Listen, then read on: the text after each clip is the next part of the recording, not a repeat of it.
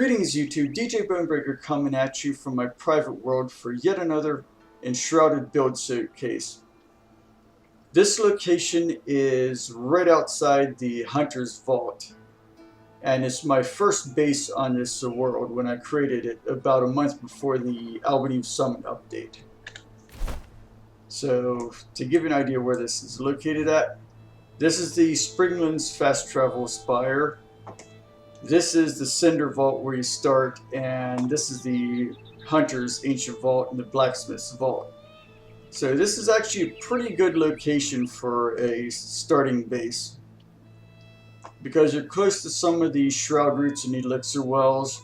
There's Flint Deposit over here, a Salt Deposit over here, and a number of other early game stuff that you're definitely going to want, because there's a Fell Thunderbrute here which you need for your first Ultra upgrade, and then over here is the Hill of Scavengers for the next Ultra upgrade, where the first matron that you'll fight is over here. And I named this town U Kaajil Ts'oon, which is Yucatec Mayan for the Hunter's Town, because obviously it's next to the Hunter's Vault. Oh, and there's also a flame shrine here where I'm actually standing at. So it makes a good place to farm sparks for Ultra upgrades. But anyways, moving right along. So yeah, I built this base so that, the pre-existing road which comes down from that direction over there will integrate with this, I tried to integrate with these ancient ruins. There's the flame altar. So yeah, and I tried to make the architectures realistic to the Puck style Mayan architectures I could, and I'm pretty happy with how it turned out. Especially finding out that you could unlock these Blackmire statues was a huge bonus. But let's see, heading down the main route here. This structure right here, which I'll do a quick tour around. Oh yeah, and I planted a bunch of these yucca palms and sugarcane and rooibos and aloe plants and such to give this more of a jungly feel here. But I also tried to leave as many of the original pre-existing plants as possible. But yeah, this little side path that goes around this large, noble's house that has a watchtower in it. And this is actually an artifact from an older version of Enshrouded before the Albany Summit update. But prior to that update, there was this small, scavenger infested, well, it had one or two scavengers in it, flint mine right here. But that no longer exists in the current version of the game. So this is actually a bit of a time capsule here.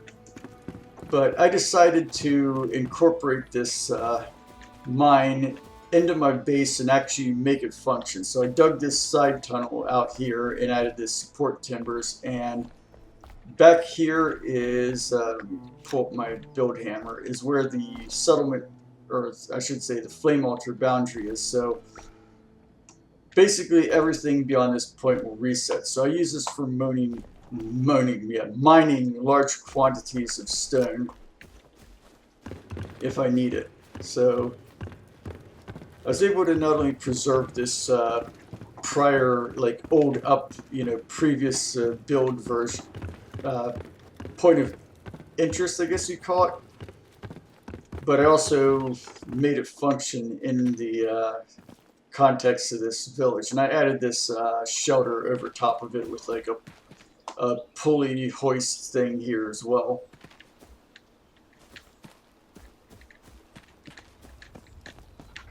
But yeah, this large compound here is where the blacksmith and hunter's house and workshop are. Specifically, it's where Kate Hawthorne and Oswald Anders have theirs, and they also have a small Fey deer farm in this corner thing here. Nothing too fancy. And sometimes the deer get stuck on the flower pots up on top of their patios. But I'm getting ahead of myself. So yeah, I've got an open paved courtyard here with a private well for the two people who live in this compound.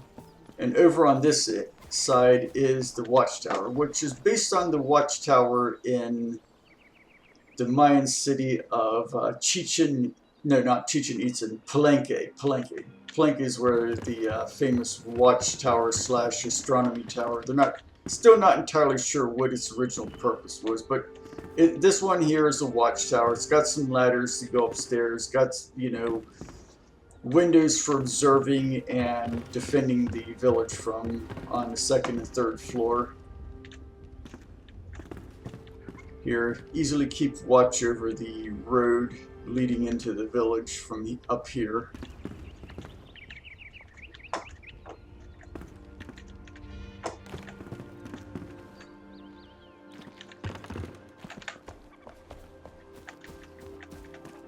And of course, got another doorway here leading to the road coming into the village. But over here on the left side, is facing towards the back of the settlement, is Oswald's blacksmith shop. And I used this banner as kind of like a signpost, since they don't actually have signs in the game yet. And each one of the craftspeople here has a different banner. So this is like Kate Hawthorne's carpentry shop banner. And I think, yeah, Valerie the Bard, I believe, has one, and as does the palace where me and Emily the farmer live.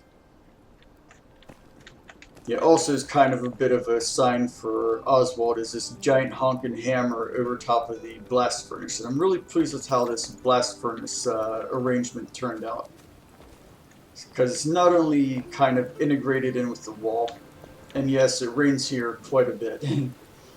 So definitely one thing accurate is this being like a rainforest highland, but also integrated it with this chimney here poking up through the roof of Oswald's shop.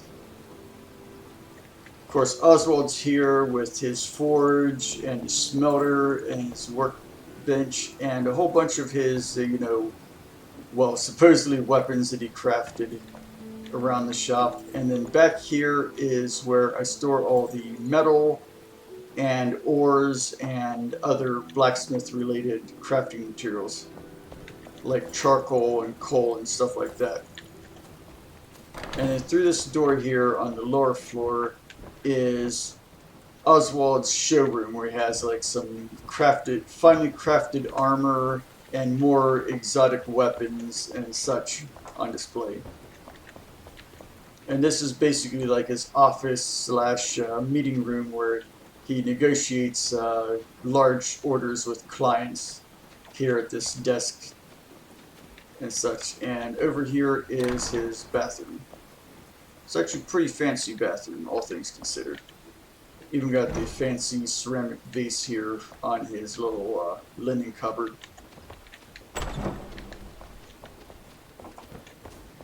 Excuse me, Fadir.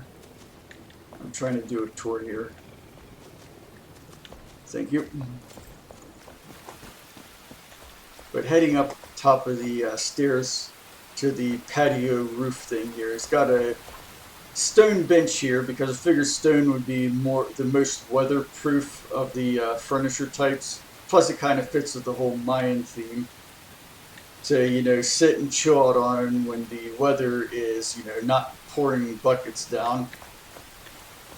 And then here is, in the upper floor of his house, is his kitchen and dining room over here.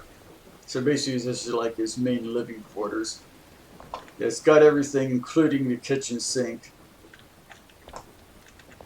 And then back here is his bedroom with his couch here. Little desk for reading and writing at and stuff. And his bed with a nice tapestry on the wall.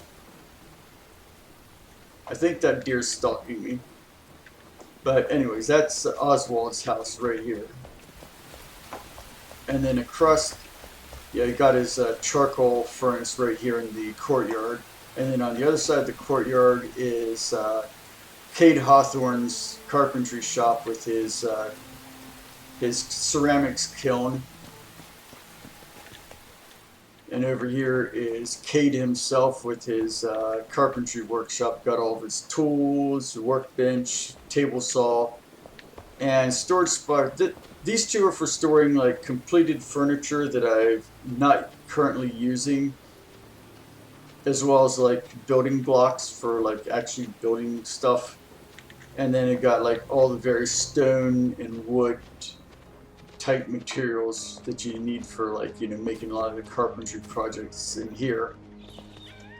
And then through this door here is Cade Hawthorne's showroom that has some of the fancy like display cases that he builds, as well as the infamous flame mosaic.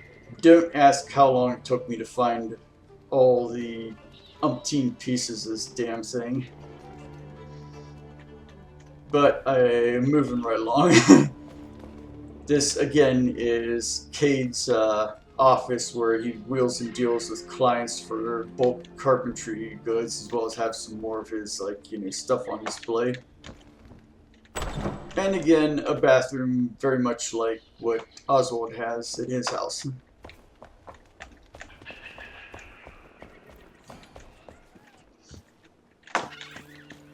And then upstairs, again, he has a bench here for chilling out on his patio, his little rooftop patio.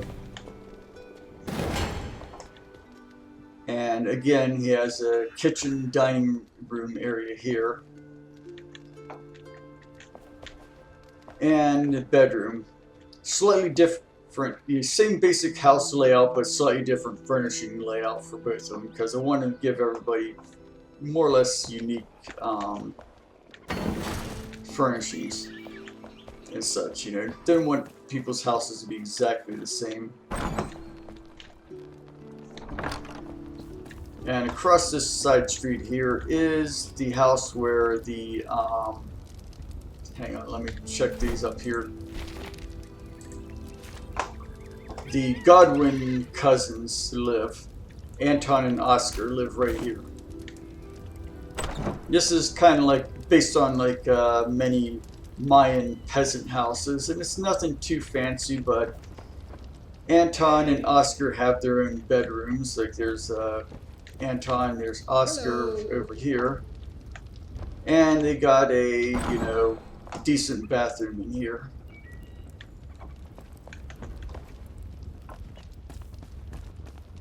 So yeah, that's their house. And also, thing I'll mention is that I try to keep, like, you know, supposed to be garden plots for the people here, only using like Mesoamerican crops like pumpkins and corn, tomatoes, and bell peppers. These larger plots here are ones that I grow like most of my actual crops I use at, so they won't necessarily be like historically accurate. But again, I try to keep historical accuracy as much as possible. Now heading on down the main drag here, yeah, continuing off to the left, up this side road here on top of these stairs. This place here is one of the pre-existing ancient ruins that you can find at this place. And it took me a while to figure out what to do with it, but I managed to fully integrate the ruins into a new Mayan-style structure. This is kind of like a middle class at home, again, based on archaeological records that I looked up and such. And again, this is Valerie the Bard's house, and it's the first private house that I had for the craftspeople. Originally, I had all the NPCs crammed in this one cave that was originally where some Vuka were, and is now the crypt where Alden Crowley, the collector, lives. But yeah, I'm pretty pleased with how my integration of the original ancient ruins, you can see some of them poking through here and there, the structure turned out, as well as the landscaping that I did for this particular house.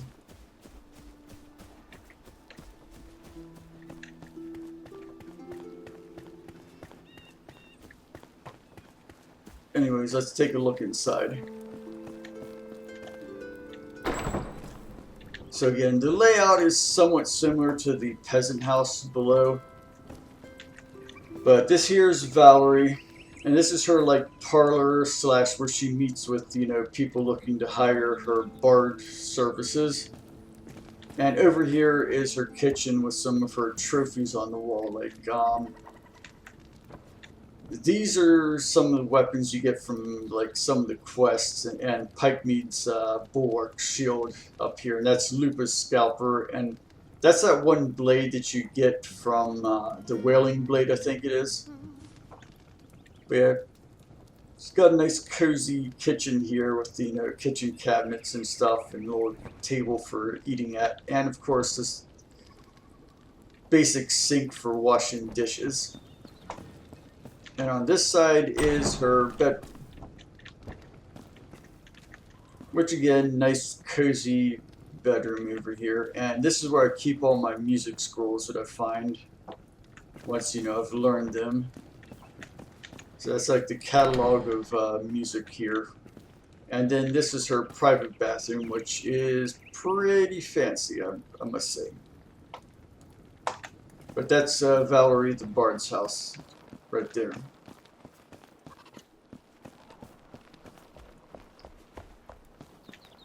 And then continuing on to the back of the settlement, I basically tried to reconstruct these broken ancient stairs and kind of get them to fit in with the whole Mayan theme here. And I think I did a pretty good job. And the settlement boundary, again, let me pull my hammer, ends right exactly here. So I managed to put down the flame altar in the perfect location.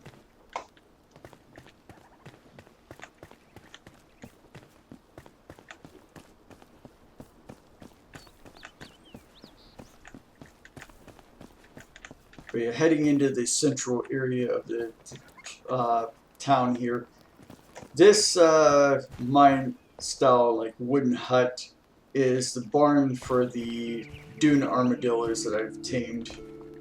They're basically free-range dune armadillos though, because they got their food dish here and they just go wandering wherever they please. And of course the flame altar is in this little like plaza right here. And this is Alden Crowley's crypt. This was originally a cave that was inhabited by a couple of Vuka whom I evicted early on, like right before I plunked down my flame altar right there. And all that's left of the original Vuka decorations is this fire pit here in the center. And I also paved the floor of the cave and then added in like these stoneworks, like this doorway here for the entrance, and these support struts and walls to separate out these niches for the tombs and what have you. But other than that, the cave is more or less in its original state as far as like the rock, the landscape part of rock stuff goes. But yeah, there's Alden Crowley. Mr. Crowley! Anyways, moving right along. But yeah, he's got some of his occult stuff over here. Got this fancy tomb here with a this niche here that's supposed to be like an ossuary filled with the bone blocks. And some more like ossuary niches in the back here between these two tombs. And I use these display stands to display all the, what do you call them, Hollow Halls weapons that I recovered from my various adventures next to the tombs.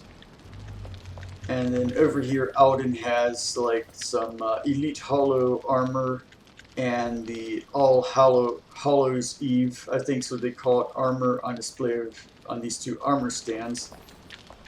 And then over here next to this other ossuary niche is his workshop, where he's got his, you know, grimoire And this is where I keep all the hollow halls and bone related stuff in these storage chests right here. Got his workbench with some, you know, arcane glyphs and formulae on the wall over here, and his ectoplasm press. And then through this door here, which again, this is again part of the original cave here that I just walled off. But this is Alden's bedroom, even though I'm pretty sure that he's a lich and doesn't even really need to sleep. But, you know, I figure everybody should have a nice place to live. And I used the Alpine stuff from the Albany Summits update because it kind of jived best with the crypt stuff from the Hollow Halls. You know, the stuff you unlock from doing the Hollow Halls. But anyways, he's got his bed here. Creepy bookcase over here. Creepy wardrobe in his like closet type thing over here. Another bookshelf over here, and little like study area. And then back through here again. Oh yeah, and these are the magical weapons from the Hollow Halls. I guess it's supposed to be like his, you know, spare wand and staff. And back here, he's got his own bathroom, which, again, not sure that he even actually needs this, but, you know. So, yeah, that's Alden Crowley, the Collector's Crypt right here. And then, like I said, heading in the plaza, got this raised farm plot right here, similar to what Mayans would actually grow crops in. And one of the 3 wells in this village, the second I should say, because the other one's in the blacksmith and carpentry shop here, and oh hey, it's getting dark. But that's kind of perfect because up these stairs here is the mediocre pyramid of U Kaajil Ts'oon. I mean, it's not big enough to be a great pyramid, but it's not like a super dinky pyramid. This is actually about the size of some of the secondary pyramids in Palenque or Chichen Itza, or like other Mayan sites. And I gotta say, these Blackmire statues definitely do a good job of working as Mayan stelae that you find outside of like pyramids like this. But inside this pyramid here is our friend Balthazar, the alchemist. And the interior layout of this pyramid being split into like 3 semi-rooms like this is based on a number of, like, again, architectural diagrams and stuff from archaeological sites in Central America. So yeah, Balthazar's here by this flame altar with the Vuka shrine on top of it and some iron scavenger matron trophies. And over here is where I keep all of his alchemical ingredients and his little alchemical workshop with all the alchemical tools right here. And then around here we've got some decorative urns. Is a stairway leading down into the interior of the pyramid to where he lives. Now if you're wondering about the ceiling of this place, this style of archway or vaulting is called corbel vaulting, and it was actually used in the interior of like Mayan structures. They're made out of stone. So this is his kitchen down here, and Balthazar's bathroom is back here.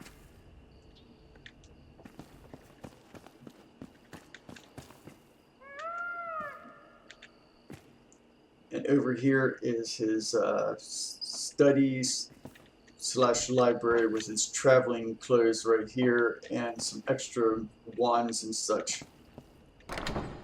And then back here is the bedroom.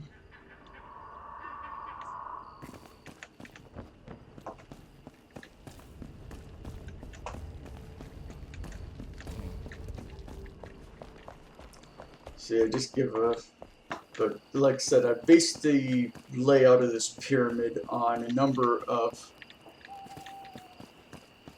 photographs and diagrams and such of actual Mayan pyramids from back in the day. And I'm really pleased with how it turned out.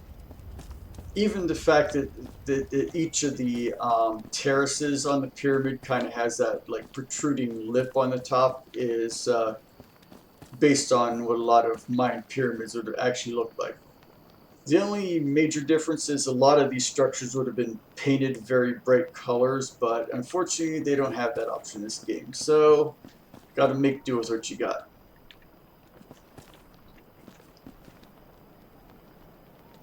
Let's see, next place I should probably go is back around the backside here, which is where we have the yak farm. I know the Mayans didn't have yaks in Central America back in the day, but you know, this base is supposed to be fully self-sufficient, so I gotta have all the different critters. So this here is the old yak farm, and again, got typical wooden Mayan hut here. And the enclosure kind of joins in with this other peasant house here, which is where Hannah and Marianne Reed live. So I try to keep the families together. And again, nothing too fancy. They got their own bedrooms. Hey. And their own decent bathroom back here.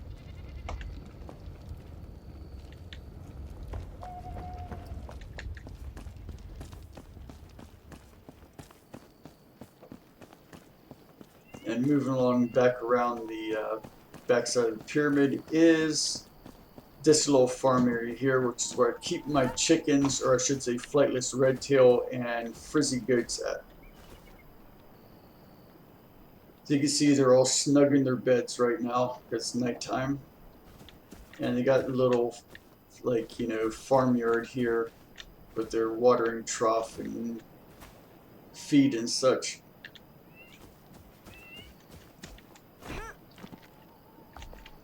And then this structure right here, which I'll do a quick walk around of, is the palace of U Kaajil Ts'oon, which is where Emily the farmer lives and has her workshop slash taberna, and my living quarters are.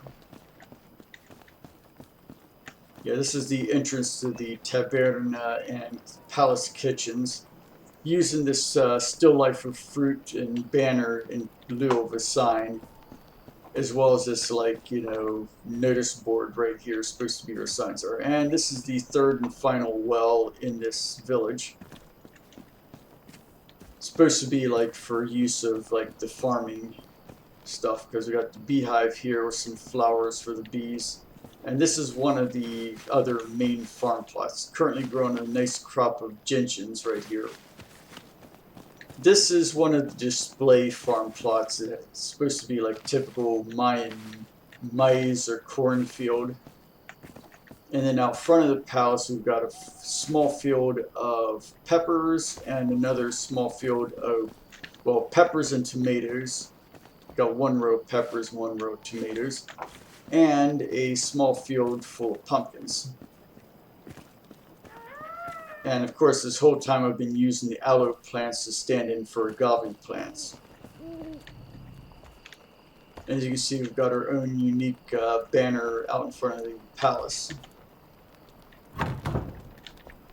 So inside here is a small courtyard with a bit of a palace garden right here.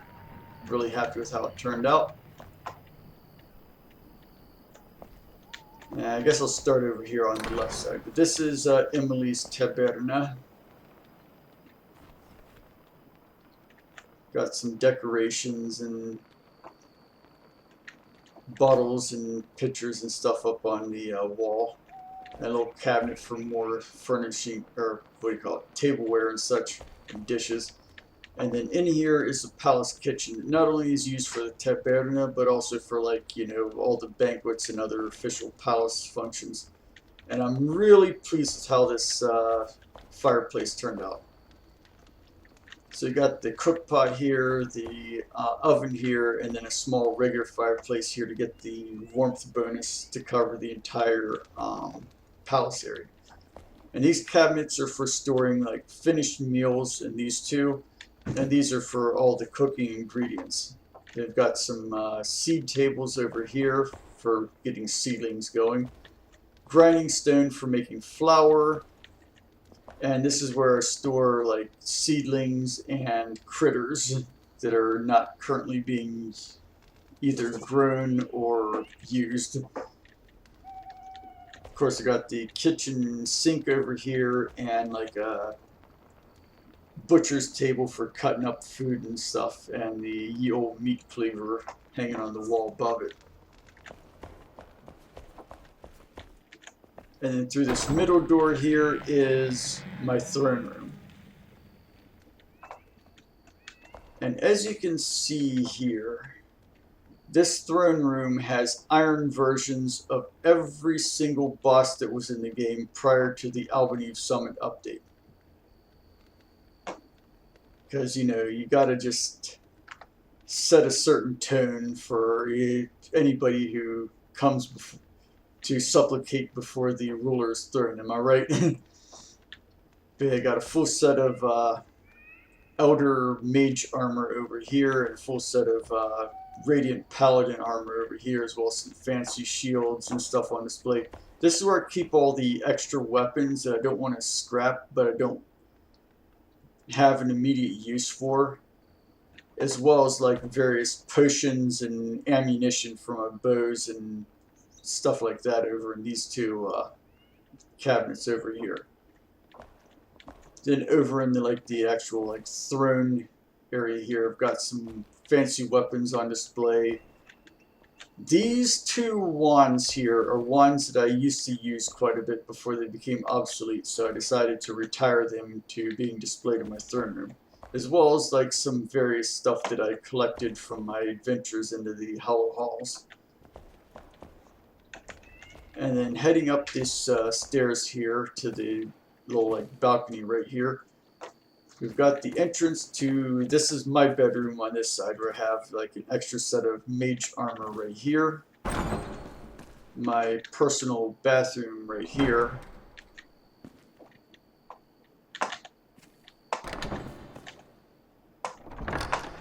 And my bedroom. I had a cat, but my cat unfortunately vanished, and apparently that's a fairly common problem in this game. So I'm not going to try to get another cat until they fix it. But I've got a nice couch here, and again, pretty much all these weapons on the wall displayed here are ones that I used to use. Like this was one of my original staffs that I used up until I was like level 30 or close to it. Then I used this the Shroud Breaker staff right here. And then I used this staff here up until I hit level 35. But outside here, despite the fact that it's raining, is my rooftop patio area here, which again have a bench here for sitting on and a little table for dining outside in nice weather. And I decided to use some of the Lunar New Year plant pots for decorating the balcony here.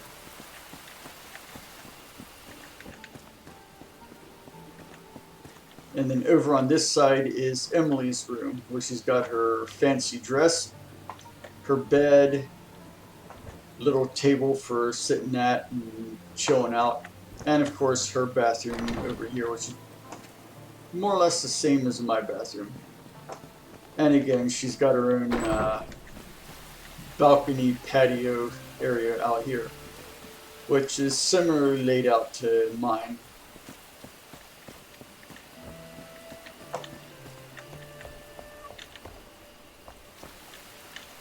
And then over in the right wing of the palace, if you're looking at from the front entrance, that is my study.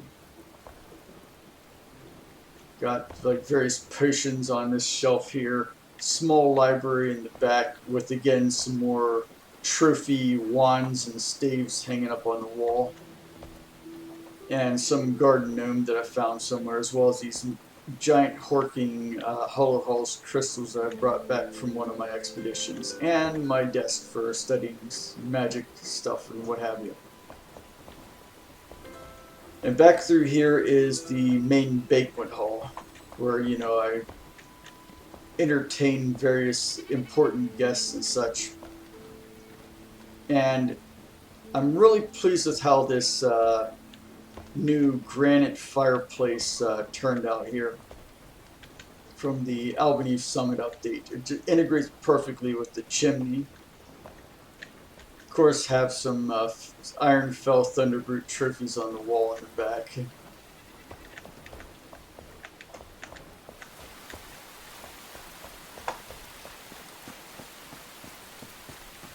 But heading up this way, well, actually, before I head up that way, down these stairs here is an area that I decided, since, you know, it's pretty close to the edge of the borders, I left all the original trees, but then planted a bunch of new vegetation, turned this into like a little garden park area for the palace. And I kind of blended in the existing vegetation with like the tropical stuff that I added to kind of blend it in with the surrounding landscape as much as possible, to kind of provide a nice even transition into that. And then up these stairs here is the house where Athelin Screed and Ramon the Hunter and Ramon Jones the Reporter live. Again, this is another set of ancient ruins that was previously existing. In fact, they had the exact same layout as the ruins that were over on that side of the over there that turned into Valerie the Bard's house. But I decided to lay their house out a bit differently, give it kind of like a T-plan and make it 2 stories. Yeah, and there's some more of that terrain blending I was talking about, where you got some of these plants that I added going down the cliff a ways to kind of fade it in with the rest of the vegetation. Yeah, right here on this like front patio porch area here is the tanning station. And inside this area here is Athelin and her leather workings and weaving shop. Got some examples of like, you know, ranger armor here, and of course some bows, and these are where all of her cloth and leather crafting materials are kept. I also got some bronze trophies up, hanging up on the wall, because obviously the hunters would craft the trophies as well. And then back in here is the main workshop that has the weaving machine, or spinning machine I should say, the drying rack, and the loom. And over here in the bump out section is the bathroom, which again is similar to the one in the Bard's place. Oh, hi dog. Yeah, I decided to give the first dog that you tamed to the hunter and Ramon. But up these stairs, and figuring out the stairs to the second floor was a pain in the butt. I think I might have rebuilt this side of the house at least like 3 times before I finally got it right. But anyways, these stairs go up into the upper floor of the house, which this is where the dog's got his doggy bed and doggy dish. And then they use this side of the entryway as like storage for, you know, all the different tanning compounds and other stuff relating to the shop, as well as some extra clothes. And then this is the kitchen, dining, study area. So this is the kitchen. right here. Got the kitchen cabinets, kitchen sink, and table for prepping food. The kitchen fireplace. The dining room area with like these two tables right here. And the study over here with some books and a nice little chair for reading next to the fireplace. And then this is Ramon Jones right here, and this is his office where he, works on writing news articles for the continuing newspaper now that he's back from the dead. And then back through here is Ramon and Astalan's bedroom.